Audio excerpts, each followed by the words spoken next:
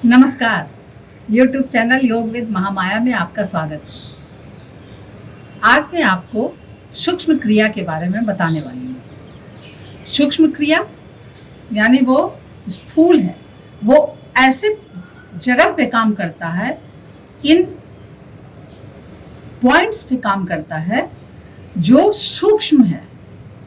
यानी आसन आपका तो दिखता है, ये आकार के रूप में काम करता है, ये आप जब भी मुड़ते हैं ये आपको दिखाई दे रहा है। सूक्ष्म क्रिया उसको इसलिए कहते हैं कि वो ऐसी जगह पे काम करता है जो आपको दिखाई नहीं देता, तो इसे सूक्ष्म क्रिया क्यों कहा गया ये आपने जान लिया।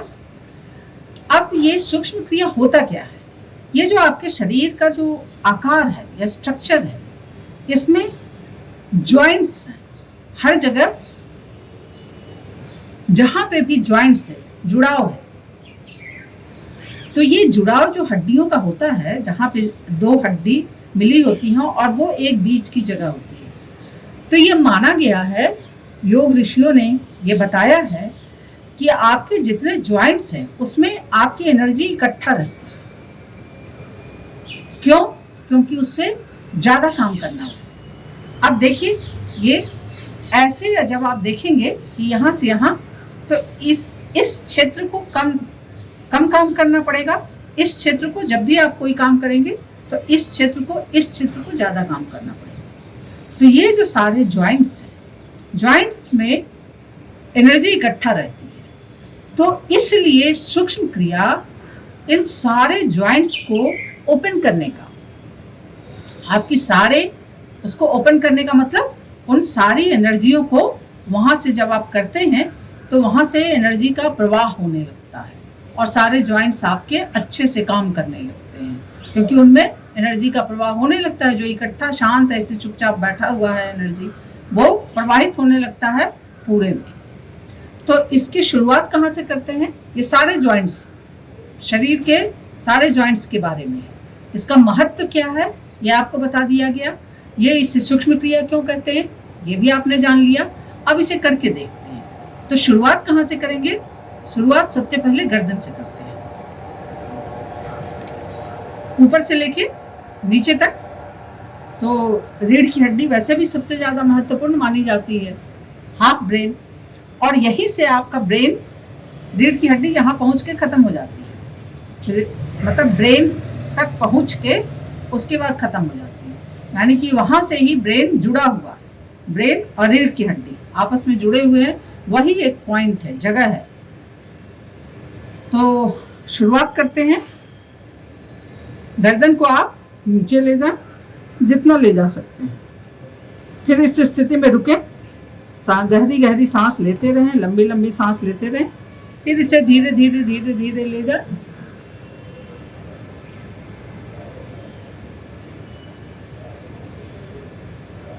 तो सामने ले जाएं, पीछे ले जाएं। इसे आप जितनी बार चाहें उतनी बार कर सकते हैं। उसके बाद ये स्थिति, ये इधर ले गए, इसे भी आप जितनी बार चाहें उतनी बार कर सकते हैं। ये तो इसे आप क्लॉकवाइज,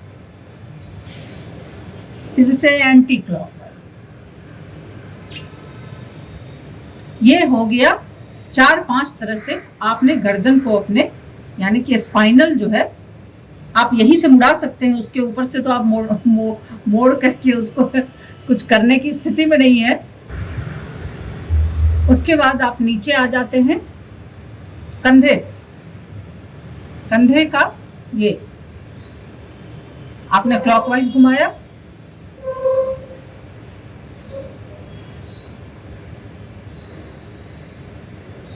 क्लॉकवाइज घुमाया, एंटी क्लॉकवाइज घुमाया। उसके बाद आ जाते हैं इस जॉइंट के बाद ये जॉइंट, इसे ऐसे clockwise anti clockwise, clockwise anti clockwise. उसके बाद आ जाते हैं ये हाथ। तो हाथ को आप ये इसे घुमाएं और चाहे तो इसे ऐसे भी घुमाएं, बंद करके मुट्ठी। उसके बाद ये उंगलियां, देखिए सबसे बड़ी बात है कि ये ना हो तो इसे खूब खींच ले और फिर धीरे धीरे इसे मुट्ठी के रूप में बंद करें। ये सारे जॉइंट्स जब आप ओपन करते हैं तो सारा एनर्जी वहाँ से जो जॉइंट में इकट्ठा है वो आपके प्रवाहित होना शुरू हो जाता है और आपके शरीर में एनर्जी का प्रवाह बढ़िया हो जाता है, अच्छा हो जाता है। और फिर इसे करने के लिए कोई भी कर सकता है। तो देखते हैं, यहाँ कर लिया आपने। उसके बाद आ जाते हैं पैर। पैर पे तो शुरुआत करते हैं पैर का ये पैदल चालन, बैठ के पैदल चलना। जैसे बैठ के पैदल चलना कहती हूँ तो आप इसे ऐसे ऐसे करें, पहले घुटने का, फिर ये नीचे टखने पे आया तो आप इसे ऐसे ऐसे मुड़ा, फिर आप इसे ऐसे करें क्लॉकवाइज, फिर एंटी क्लॉकवाइज। इसे भी आप जितनी बार चाहें उतनी बार कर सकते हैं।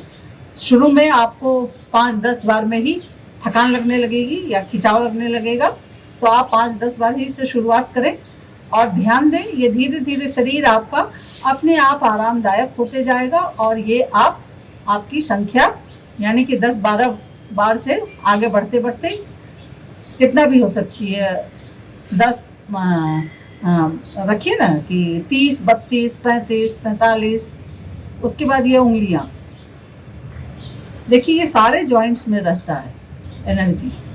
और जब आप ये उंगलियों को किया तो आप इसे भी भींच ले, सारी उंगलियों को नीचे की ओर इसे भींच ले और फिर बाहर की ओर खींच ले।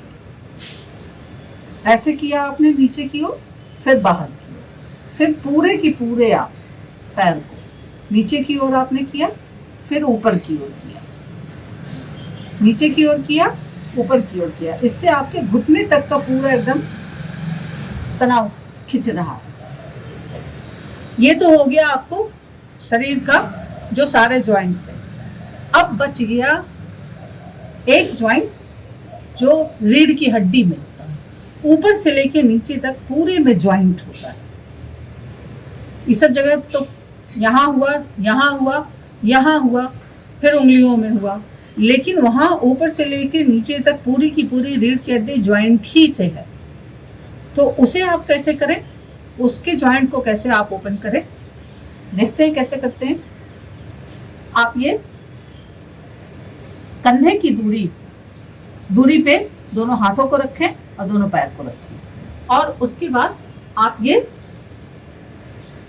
इसे ऊपर ले जाएं, रीढ़ की हड्डी को यानी कि पीठ के एरिया को ऊपर ले जाएं, जितना ऊपर ले जा सकते हैं। फिर इसे नीचे ले जाएं,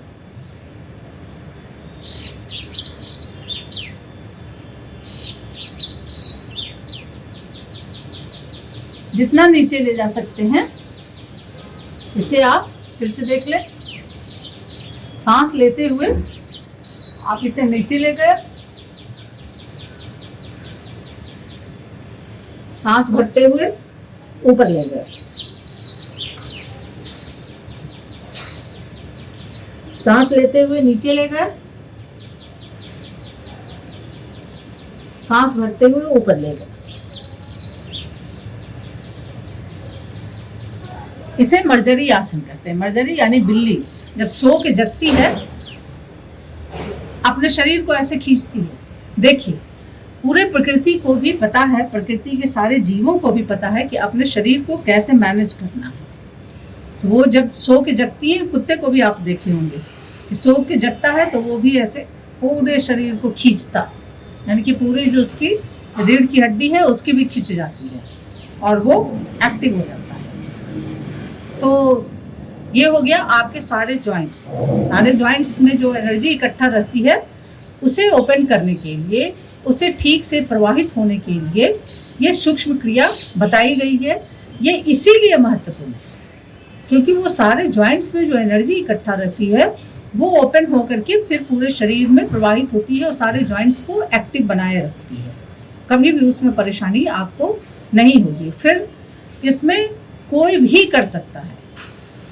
आप शारीरिक रूप से कितने भी अक्षम हो, परेशान हो, लेटे लेटे भी आप मान लीजिए कि बिस्तर पे लेटे हैं, फिर भी आप पैर की क्रिया तो कर ही सकते हैं लेटे लेटे, हाथ की क्रिया भी कर ही सकते हैं। ठीक है कि स्पाइनल वाली आपकी थोड़ी सी दिक्कत होगी, लेकिन जो हो सकता है ये तो आप लेटे लेटे भी कर सकते हैं। आप करके देखें, ये एनर्जी का प्रवाह ही नहीं, ये आपके पूरे शरीर को अच्छे से मैनेज करने में बहुत सहयोगी होता है, सूक्ष्म क्रिया।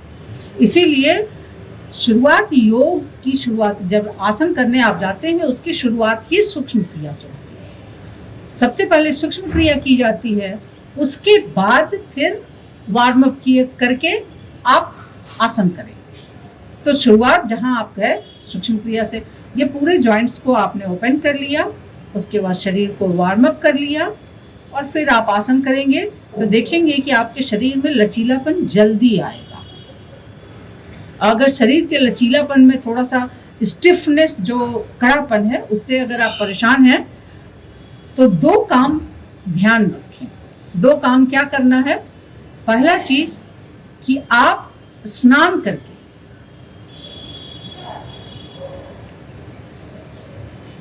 नहाने के बाद आप योग आसन की शुरुआत करें। पहली चीज, जब सुबह में फ्रेश होते हैं उसी समय में आप स्नान भी कर लें, उसके बाद आप योग करें, पहली चीज। और दूसरी चीज कि योग करने से पहले, आसन की शुरुआत करने से पहले 2 चम्मच गुनगुने पानी में शहद ले लें। ये दोनों चीज आपके शरीर को फ्लेक्सिबल बनाने में बहुत सहायक है।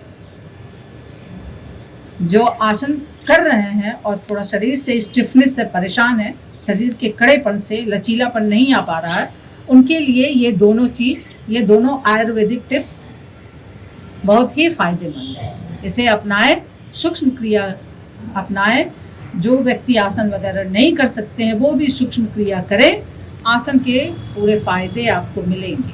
पूरे फायदे तो खैर क्या कहा जा सकता है, लेकिन हाँ, आपको कम से कम परेशानी कोई नहीं हो। तो इसे अपनाएं। कोई भी आपका क्यूरी हो, यानी कि आपकी जिज्ञासा हो, प्रश्न पूछना हो, आप कमेंट सेक्शन में पूछ सकते हैं, आपको जवाब मिलेगा। तो मेरा YouTube चैनल योग विद महामाया सब्सक्राइब करें। अगर ये वीडियो पसंद आया हो तो इसे लाइक और शेयर करें। धन्यवाद।